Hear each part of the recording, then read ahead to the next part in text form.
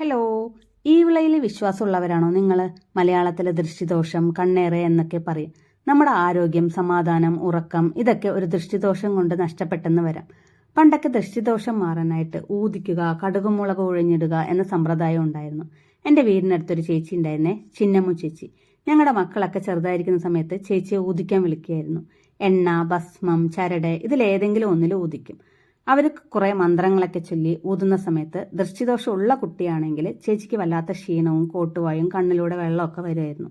സത്യം പറഞ്ഞാൽ ഞാൻ അവരെ അന്നൊക്കെ കളിയാക്കിയിരുന്നു, അഭിനയാണെന്ന് പറഞ്ഞ്. ചിലപ്പോഴൊക്കെ അവരെ പോലെ ഞാനും മന്ത്രങ്ങളൊക്കെ ജപിച്ച് കോട്ടുവായൊക്കെ ഇട്ട് ഞാൻ അവരെ അനുകരിച്ചിരുന്നു. പക്ഷെ ഇന്ന് ഞാൻ അതിൽ ഉറച്ചു വിശ്വസിക്കുന്നുണ്ട്. കാരണം എൻ്റെ അനുഭവങ്ങളാണല്ലോ എൻ്റെ വിശ്വാസം. നമ്മൾ മറ്റൊരാളോട് പറയുന്ന കാര്യങ്ങൾ അവർക്കത് വെറും ഒരു കഥയായിരിക്കാം. അത് അനുഭവിച്ചവർക്ക് അതിൻ്റെ ആഴം അറിയുള്ളൂ, അല്ലേ?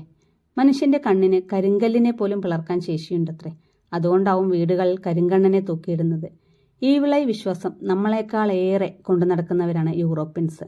അവരത് കല്ലുകളിൽ കൊത്തി വെക്കാറുണ്ട് പോലും. നല്ല രീതിയിൽ നടന്നുകൊണ്ടിരിക്കുന്ന ചില സ്ഥാപനങ്ങൾ അടച്ചുപൂട്ടുക, പ്രതീക്ഷിക്കാതെ ജോലി നഷ്ടപ്പെടുക, അസുഖങ്ങൾ വിട്ടുമാറാതിരിക്കുക, സാമ്പത്തികമായി മോശം അവസ്ഥയിലെത്തുക, വിദ്യാർത്ഥികൾക്ക് പഠനത്തിൽ ഉത്സാഹക്കുറവ് അനുഭവപ്പെടുക, ഇതൊക്കെ കണ്ണേറിന്റെ ഒരു ഭാഗമാണ്. ചില ദിവസങ്ങളിൽ എനിക്കും ഇതുപോലെ ഉത്സാഹക്കുറവൊക്കെ ഉണ്ടാവും. അന്ന് ഞാൻ സ്വയം എൻ്റെ ദോഷങ്ങളൊക്കെ തീർക്കുമായിരുന്നു.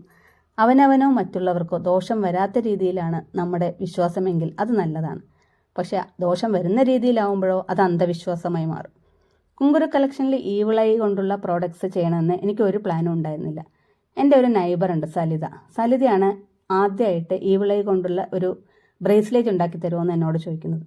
പിന്നെ നമ്മുടെ ചിലങ്കമണിയുടെ ഒരു പാദസരത്തിൻ്റെ വീഡിയോ കണ്ട് വേറൊരു കസ്റ്റമർ ഈവിളയും ചിലങ്കമണിയും കൊണ്ട് ഒരു ബ്രേസ്ലെറ്റ് ഉണ്ടാക്കി തരാനും ഓർഡർ ഉണ്ടായിരുന്നു. അതുപോലെ ആംഗ്ലറ്റിനും ഒരു ഓർഡർ വന്നിരുന്നു. ഇന്ന് ആൺ പെൺ വ്യത്യാസമില്ലാതെ ഈവിള ധരിക്കുന്നുണ്ട്. മറ്റുള്ളവരുടെ നോട്ടം നമ്മളിലേക്ക് എത്തുന്ന ഭാഗത്ത് വേണം ഇത് ധരിക്കാൻ. ഇതിൽ എത്ര പേർക്ക് ജീവിതത്തിൽ ഒരിക്കലെങ്കിലും ദൃഷ്ടിദോഷം ഉണ്ടെന്ന് തോന്നിയിട്ടുണ്ട്? അതിന് സയന്റിഫിക് ആയിട്ടുള്ള തെളിവൊന്നും ഇല്ലെങ്കിലും നിങ്ങൾക്കതിൽ വിശ്വാസമുണ്ടോ എന്നും എന്തനുഭവമാണ് നിങ്ങൾക്കതിൽ വിശ്വാസം വരാൻ കാരണമായതെന്നും എനിക്കൊന്ന് കമൻറ്റ് ഇടണേ. നിങ്ങൾക്ക് ഈ വീഡിയോ ഇഷ്ടമായിരുന്നെങ്കിൽ ഈ പേജ് ഫോളോ ചെയ്യുക. അതുപോലെ തന്നെ മറ്റുള്ളവർക്ക് ഷെയർ ചെയ്യുക. എന്തെങ്കിലും പ്രോഡക്റ്റ് വേണമെങ്കിൽ DM ചെയ്യാം. Thank you for watching. Bye bye.